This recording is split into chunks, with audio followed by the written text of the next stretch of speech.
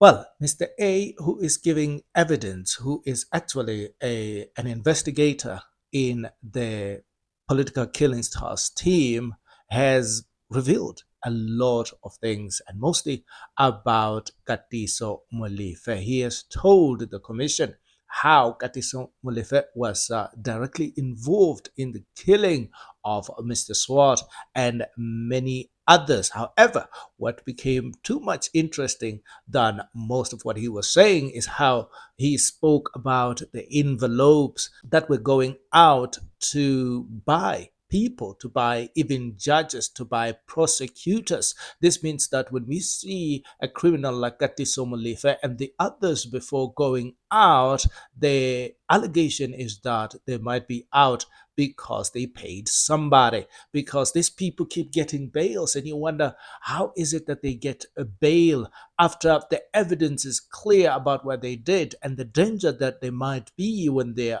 out. However, they get bail. And sometimes we just see prosecutors fumble and they look like they don't have their tongues anymore. Well, Mr. A says that is due to payments that go around, that these criminals pay to the officials. Well, Mr. A does not mince his word. He spoke it all there and gave it all. Let's listen to Mr. A as he reveals more on this matter. Let's listen.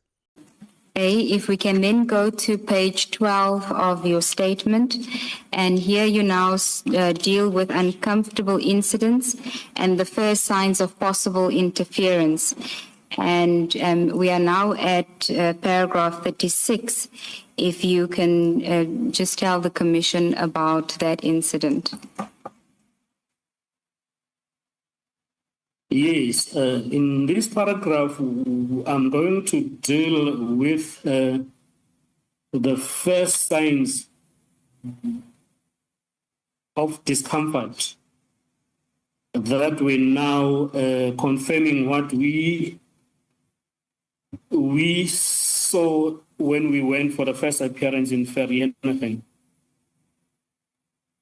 Then we could see that it was spread it was not only based in the police station where I was working, but it was spread right across the province, if I may say that, up until the senior officers of SAPS. I'm saying this because in mid-May, I was told by witness B that she had received a call from our commander, Colonel Mokoena, in our office, who had Major General Shibiri, who is the head of organized crime nationally, actually wanted to see us to brief him about the case of Mr. Swart. Sorry, Witness A, before you go ahead, can you just tell us who is Colonel Mokoena and what is his or her position? You say direct commander, but what is the position? He is colonel, he is a colonel, and then he is our immediate commander in terms of the structure at work. It will be Brigadier Hopane, it will be him, and then so it goes down. So we reported to him directly. And who does he report to? He reports to Brigadier Hopane. Okay. Who then reports to the general. Continue. Yes. So this information, I'm getting it as secondhand from witness P, who's now telling me to say, hey, yesterday I got a call from Colonel Mokoena, who told me or us that we need to go see General Shibir at his office in head office in Pretoria.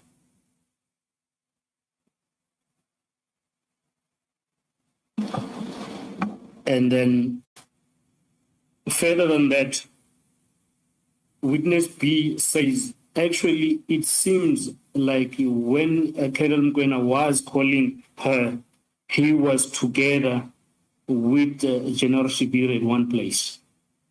Because as Colonel Mokoena was talking to witness B, he then gave the phone over to General Shibiri to talk or to speak to witness B and relay that message that he had already passed through Colonel Mkwena. And then in paragraph 37, you deal with witness B's response to General Shibiri. Can you tell us about that? Witness B tells me now to say, in that brief call, General Shibiri asked her a certain information in relation of the Mr. Swart murder case, and then witness B tells me that she told General Shibiri that the case that we're dealing with is of a sensitive nature, so she did not feel comfortable to discuss it over the phone, which is why now the decision to come like physically to his office was emphasized. When you say decision, was she saying to General Shibiri that she will come to him, or was he inviting the team to come and meet him at his offices? He was inviting, he had already done it through Colonel Mkwena. But now I think he also wanted to get some information before we could come, which then witness B said no, but General, I don't feel comfortable talking about this case over the phone, given the sensitivity it has. And then we had to go see him the following day. Okay, and in paragraph 38, you then deal with the meeting. Can you take us through it? Can I just for completeness, sorry, witness A, just for completeness, your statement says that she told him, General Shibiri, that she had concerns about providing such a report to him. And it ends there. So on a reading of the statement, it suggests she refused to give him. But from what you're saying, it in fact should have said such a report to him over the phone. That's a complete statement from what you're saying. That is correct, Commissioner. Maybe it is the way that I gave the statement. She didn't actually refuse, but she suggested that it can be given to him verbally, not over the phone. Thank you. Thanks, Mr. Thank you, Commissioner Baloyi. At paragraph 38, you deal with the meeting? Yes, at paragraph 38, it was the day that we were supposed to go and meet with the general at his office.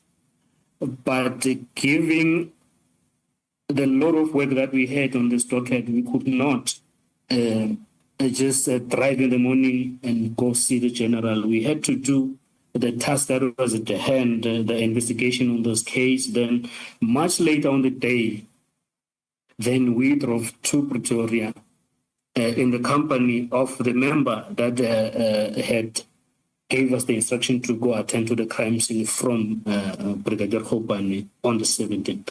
So it was 3 of us going to see General Shibiri in his office at Pretoria. Okay, continue.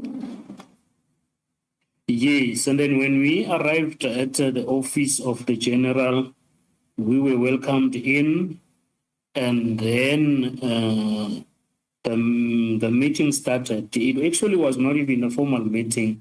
He just asked a very few questions about the case, and then during that conversation, he told us that this case that we were working on was actually a very sensitive case because the people that are arrested are connected to people that are very dangerous. And then he told us that these people who are the now suspect are connected to a person who had already passed away by then, who was called Mswazi. and then they are very dangerous, and then there is a lot of resistance and interference that we're going to get from the police while we're doing our investigation. And then he also wants us to take care or to look after ourselves. And during the conversation, he also gave us the person that works with the group, but he belongs to a DPCI, which is a Hawk's office, Tom's office, by the name of Zoom. We didn't know that person before we came to this office, but we were told about him to say he works with this group. We might encounter interference from him and other people that maybe we're not told about there. Witness A, can I just take you back to your statement? You've skipped some information. At paragraph Yes. 39, after the general tells you, you say after he told you about the very dangerous person called Mswazi, can you just continue from there? Oh, yes. Then he told us that as the suspect we are applying for bail, he told us that he asked us what was the status and everything, and then we told him obviously that we were opposing bail. And then he said there were envelopes that were on offer. He termed it as there were 3 envelopes flying around that were on offer for the suspects to get bail. He said 1 envelope will be for the investigating officers. The other one will be for the magistrate. The last one will be for the prosecutor. And then by envelopes, we understood him to mean money, even though he didn't say money. But he said there is 3 envelopes flying around to make sure that these people get paid. Now, witness A, when you say General Shibiri, when General Mkwanazi testified, he spoke to a senior person who informed the investigators that there were 3 envelopes. Was he referring to, do you know if he was referring to General Shibiri? Yes, my understanding is that he was referring to General Shibiri, because in this investigation, when you take the mentioning of 3 envelopes, it only appeared in the meeting that we had with General Shibiri. And by the way, we reported it to our commanders as well. Thank you. Can I just ask a follow-up question, Witness A? The mention of 3 envelopes, A, was it made in your presence? And B, what was your reaction to it when it was made, the mention of the 3 envelopes? It was made in my presence. My first reaction, it was just shock. And then it wasn't that I was expecting to be told now, because I was here sitting with the senior officer who was now needed to give me guidance to say what to do with these 3 envelopes, because obviously they were coming our way. I expected the general to say, if this envelope come, do this about them. Or this is the action that has already been taken to avert that thing happening, so that the envelopes don't even get to you. But all that did not happen. To what witness B asked a direct question to the general to say, if it happens that the general knows about these envelopes and he knows that they are flying around and one of them is coming to his members, And then he also knows that there are people who are doing wrongdoing in terms of Zungu now, because he's already been disciplined. Now, witness B asked the general directly to say, what is being done by that? And then the general said there should be inquiry opened with the aim to register a project for investigation such wrongdoings. But he didn't say that had already taken place. He was telling us what was supposed to have been done, which would mean if witness B didn't ask, I don't think that was going to be mentioned even.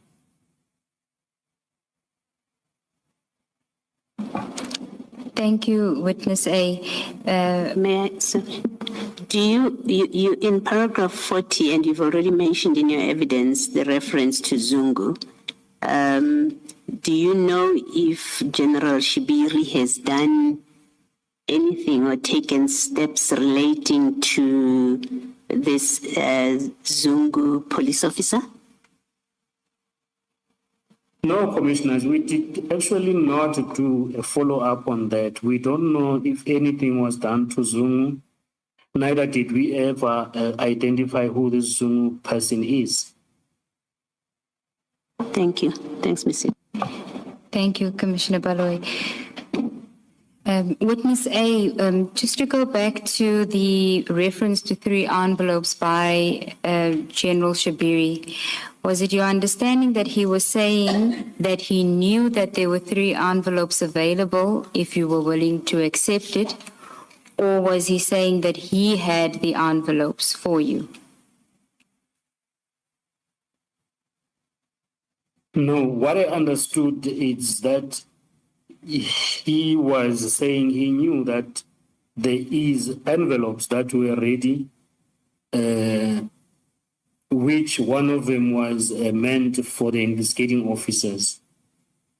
But I don't know if he had them with him, and I didn't understand it to say he was having them or he was having one envelope with him. I didn't understand it that way. Okay.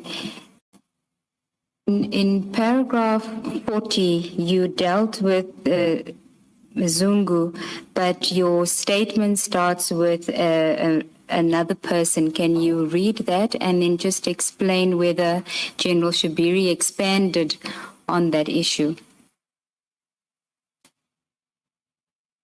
He did not expand it. He just told us that he knows a lawyer that was standing for Mr. Tau. Then he mentioned by name that is Mr. Victor Marshall, who has since been struck off the roll. No. And then he didn't give any references to why he's mentioning him or what was the reason he mentions him. But he just told us that he knows the lawyer that was standing for Tau, which was true because we had already been in court a few times with Tau, and then we knew whose lawyer was. Okay, and then in paragraph 41, you've already dealt with what witness B's attitude was towards General Shibiri mentioning wrongdoings by officers where there seem to have been no consequences. But you deal with another issue that she had raised. Can you deal with that in paragraph 40, the second part of that paragraph? That will be now the issue of Zoom or paragraph 41, Commissioner, if I may ask. Paragraph 41, where witness B had made a request to General Shibiri after she had asked about what steps had been taken against officers that have been accused of wrongdoing. Oh, yes. It means when we spoke, then after having asked, witness B having asked General Shibiri what he will do about what he has just told us, we went on with talking with General Shibiri, And then he advised us that we get protection in terms of assistance, actually, in terms of seeing if the cars that we're using were not followed or fitted with unauthorized trackers, and also to have them checked for that I've just said. And then witness B asked General Shibiri if it would be possible to request that the ballistics section speed up the ballistics analysis of the firearms, to which General Shibiri agreed.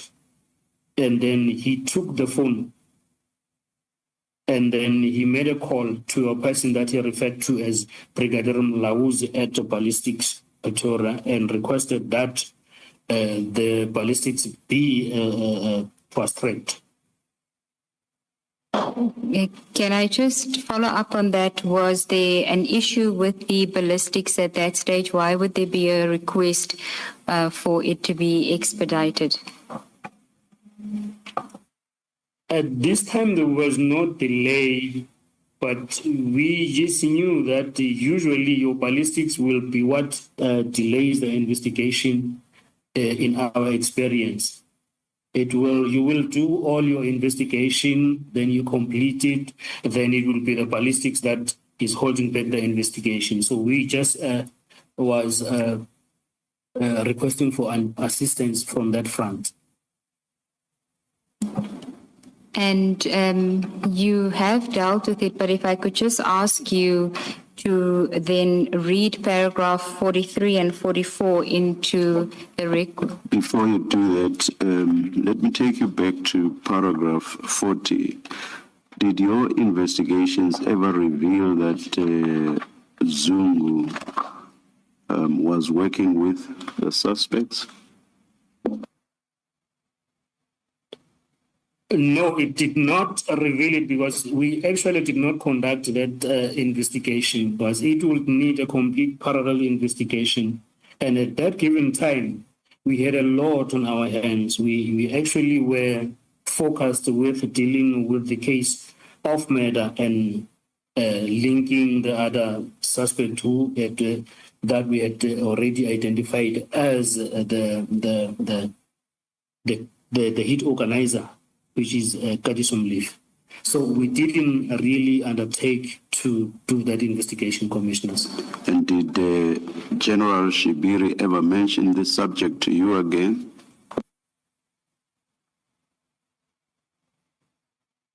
Of Officer Zungu in particular? Of Zungu. No, he didn't. Witness A, let me also take you back at paragraph 39, where you mentioned that General Shibiri said that people linked to the arrested suspects have money and are connected to a very dangerous person called Mswazi. And you say in brackets that you are aware that Mswazi died in January 2024. Perhaps tell us more about Mswazi so that we don't make assumptions. We don't accept on the face of it that he was a very dangerous person. Who is Mswazi and how does he fit in or would even come up in this conversation between you and General Shibiri? At this time, Mswazi was a person that was widely known as a taxi owner, and he was a ruthless someone in terms of killings. We know him to that extent. And then we would later learn that the people that we're dealing with were directly connected to him or to the group that was going to be later referred as the cartel or the Big Five. So I'm thinking now that the general was just giving us the heads up to say you are dealing with something very massive, even though we didn't understand at that time. We just thought, oh, this is Mswazi that is known for doing this, so we must take care. Only to learn later that these people were directly connected to Mswati through Katiso Molefe. Then now it made sense what the general was saying to us at that time. You understood him to include Warrant Officer Tau as people connected to this Mswazi that you describe? Yes, but Warrant Officer Tau will be connected through Katiso, not directly to Mswati. Thank you. It is a scary world that we live in, indeed, in South Africa. Imagine all of this rot, all of this danger that has been living right beneath our eyes, without us seeing exactly what is happening. All of these criminals have been running around and we just saw bodies fall, but we didn't know who was doing it. We thought we just have normal crime, but no, we don't have normal crime. We've got syndicates, we have got government officials, we have got everybody that we expect to be doing the official work, doing the bidding of criminals, and in fact, even police becoming assassins and killing people. This country needs an overhaul. The country needs serious overhaul, because if we do not get that, we cannot have a country anymore. Well, this will be the end of this segment, and if you made it to this point, thank you very much. Please remember to like and subscribe.